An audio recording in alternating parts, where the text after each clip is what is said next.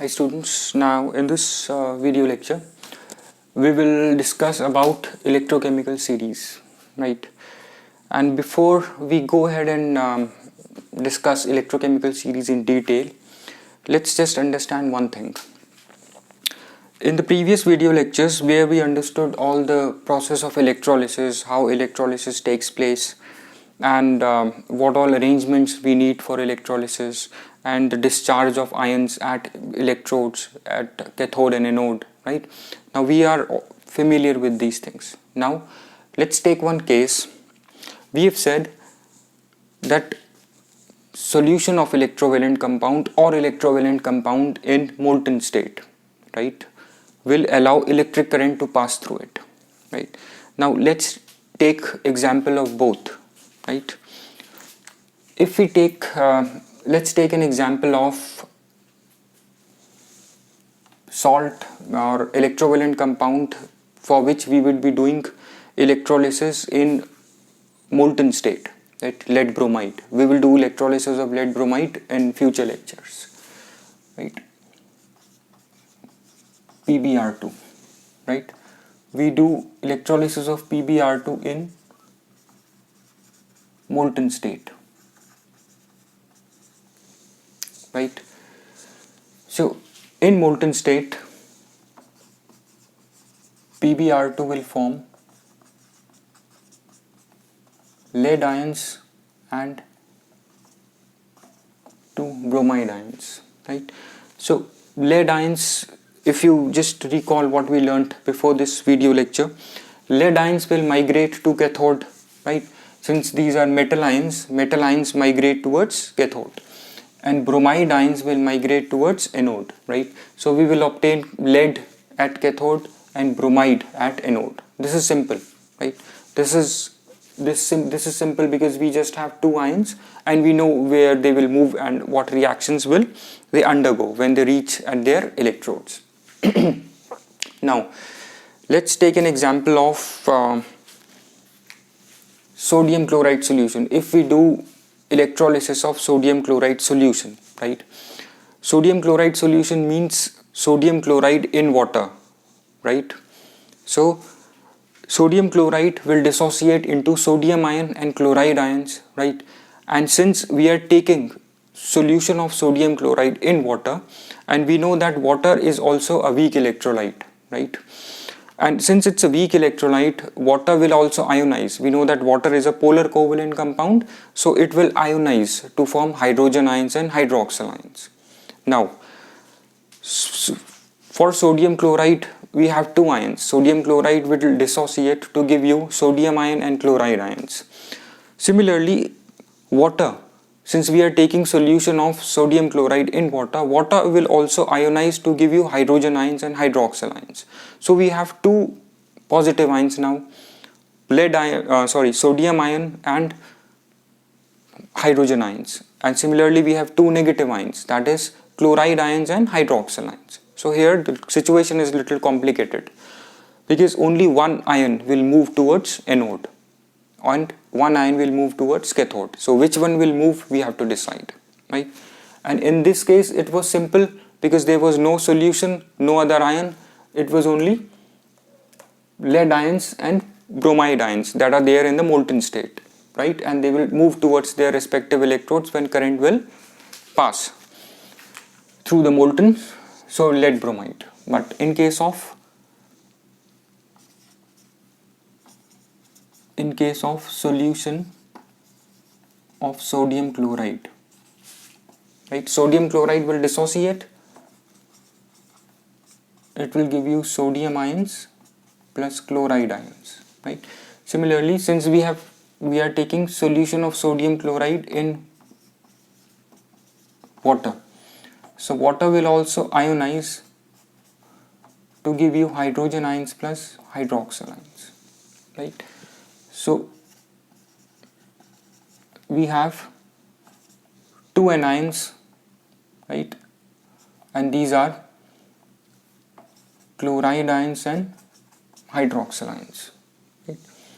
And we have two cations which are sodium ions and hydrogen ions. right? So now when electric current is passed through sodium chloride solution, which of these two positive ions, or these from which among these two positive ions or these two negative ions will migrate to anode and cathode? We know that these are negative ions, so these will migrate to anode. These are positive ions, cations, they will migrate to cathode, right? So what happens in such cases? Since we have two anions, so both will migrate, right? Both will migrate to anode. Since we have sodium and hydrogen ions, two cations, both will migrate towards cathode, but one will react at cathode, that is, one will undergo preferential discharge.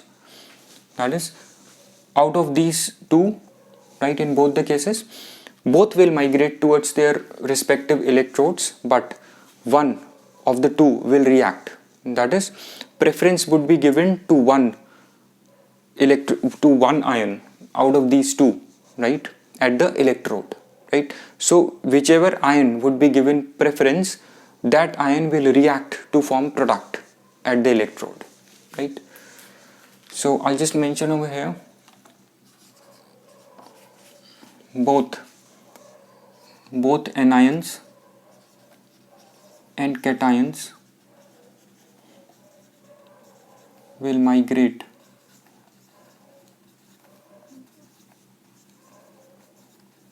to respective electrodes.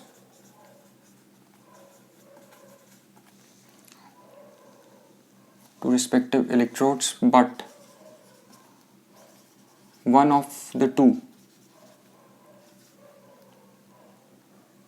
will react to give product at electrode, right? So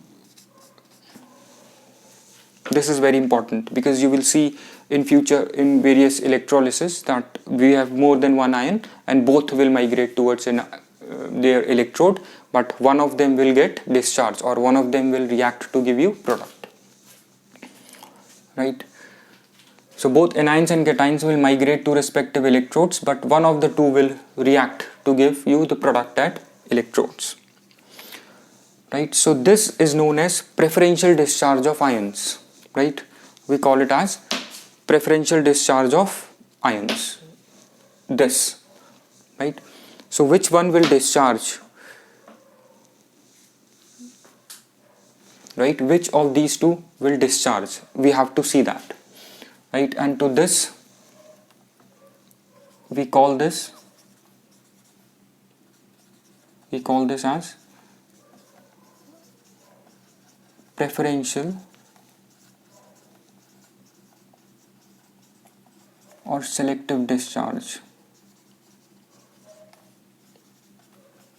at electrodes, right? I'll just mark this down. This is known as preferential or selective discharge at the electrode. So which of these two will migrate, right? For this I'll get back to this, but first let's see what is electrochemical series, right? This electrochemical series, here you see the list of elements and here you see the list of cations, right? So here there is another series of anions where you see all the anions arranged in a list, arranged in a series. Since we call it as electrochemical series, this is series of cations and this is series of anions, right? So whenever you see two cations or two anions in the process of electrolysis, right, you just consult this series, this electrochemical series of anions and cations, and as a rule, the one that is below in the series will get discharged at the electrode, or will react at the electrode to give you product, right? Since we said that both will migrate to anode and both cations will migrate to cathode, right? But one of them will react at cathode or anode to give you product.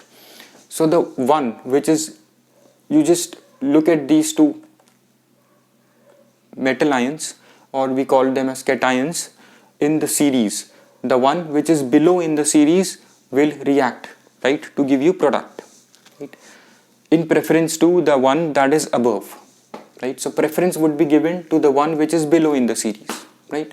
Similarly here, if you have more than one anion, say you have two anions, right, in solution, so the one which is below would be given preference compared to the one that is above. That is, the one which is below will get preferentially discharged at the electrode, right? So the one which is below will get preferentially discharged at the anode, if we talk about anions, right? So if you talk about this reaction, electrolysis of brine solution, or we call it as electrolysis of sodium chloride, among these two, chloride and hydroxyl, which one is below? Cl is, OH hydroxyl is at the bottom. So this will preferentially react at the electrode, right? Both chloride and hydroxyl will migrate to cathode, right? But since hydroxyl is below, so hydroxyl will preferentially react at the cathode to give you product, right? So as a general rule, the one that is below in the series of cations or anions will react at the electrode to give you product, right? You have to remember this, right? So I'll just mention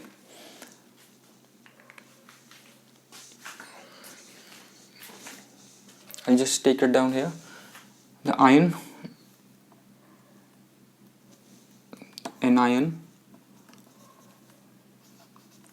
or cation which is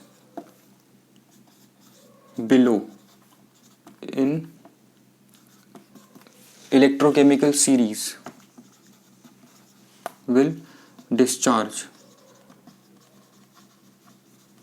or react at electrode to give you product, right? So this you have to look into the series. You can remember this, you can mug up this, right? And just remember, OH is always at the bottom, right? And but all these are the metals which are above. So let's just talk little about this series, right? We know that metals, we are seeing positive ion. This is a list of metals, series of metals, and this is a series of cations, right? We know that metals have a tendency to lose electrons, and when they lose electrons, they will form positive ions known as cations, right? So all these metals will lose electrons to form their respective cations, right? And in this series, we know the metal which is more reactive will easily lose electrons and form cation, right? So the metal which is above in this series will lose electrons easily compared to the one which is below, right? So metals which are above are reactive compared to the metals which are below, right? And there is one more important thing. The more easily metal can lose electron to form its cations, the more difficult would it be for the cation to gain electron, right, when it will reach to when it will migrate to cathode, right? So that is why the cations which are below in the series will preferentially discharge or react at cathode, right? I'll just repeat this. Metals which are above in the series, they will easily lose electrons, right, because they are more reactive. For example, if we see in this series, potassium is at the top. So potassium is the most reactive metal, right? since potassium is most reactive metal in this series, so potassium will most easily will lose electrons and will form positive ion cation, right? So since potassium can easily lose electrons to form potassium ion, it would be very difficult for this potassium ion to gain electrons when it will migrate to cathode, right? In comparison to all other ions or cations, right? So if we have potassium ion or any other ion in solution, right, solution of any electrolyte, it is the metal which is below in the series will always get discharged. So sodium is at the top, sodium will never get discharged, right? Because the more reactive the metal, the more easily it will lose electrons, and the more easily it will lose electron to form cation, it would be more difficult for that cation again to gain electron, right, and react at the cathode to give the neutral metal atom, right? So this is important, this you need to remember and understand this, right? So we'll just mention some points here. Metals lose electrons to form cations, right? And the more the reactive metal is, the more easily it will lose electrons. More reactive metals will easily lose electrons.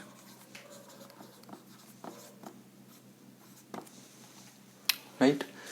And the more easily will lose electrons to form cations. Right? One is this point, second is this point, and the third point which we have discussed, more reactive metals will easily lose electrons to form cations, right? So the more easily metal will lose electrons, right, to form cations, the more difficult it is for the cation to gain electrons at cathode, right? So since metals at the top are more reactive, in this series these elements are arranged in decreasing order of their reactivity, right? So just remember these points. In electrochemical series, metals are arranged in decreasing order of reactivity, right? That is, as you come down the series, the reactivity will decrease, right? As you come down the series, reactivity decreases, right? So reactivity is decreasing, that means it would be more difficult for the metal atoms which are below in the series to lose electrons, right? So in electrochemical series, metals are arranged in decreasing order of reactivity, right? And for cations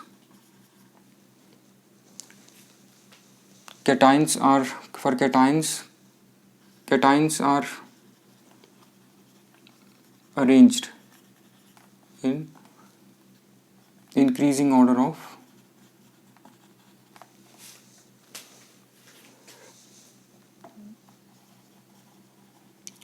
discharge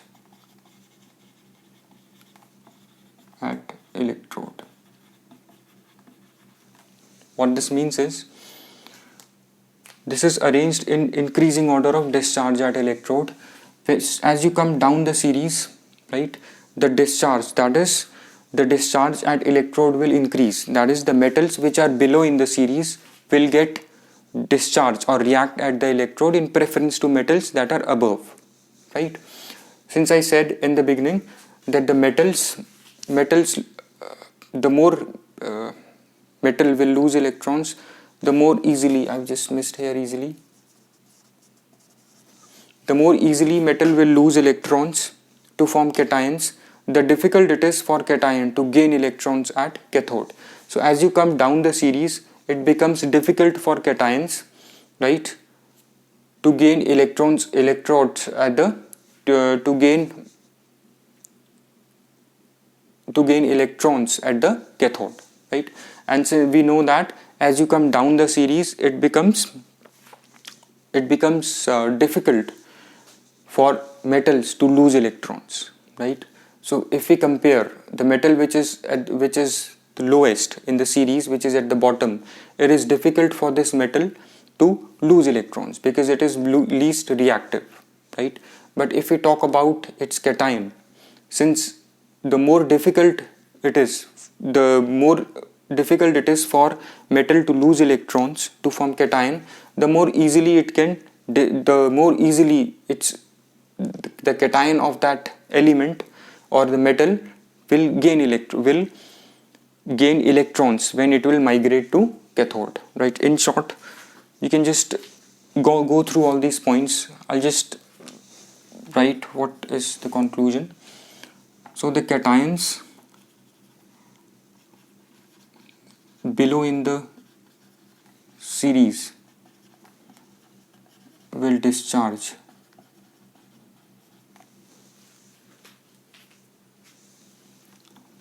or react at electrode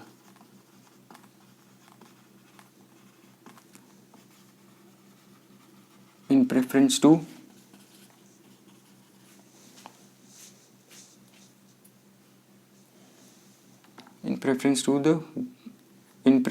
those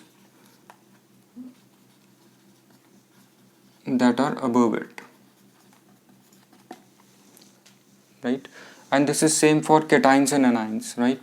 And same is for anions. That is, anion which is below in the series will get preferentially discharged at anode, right?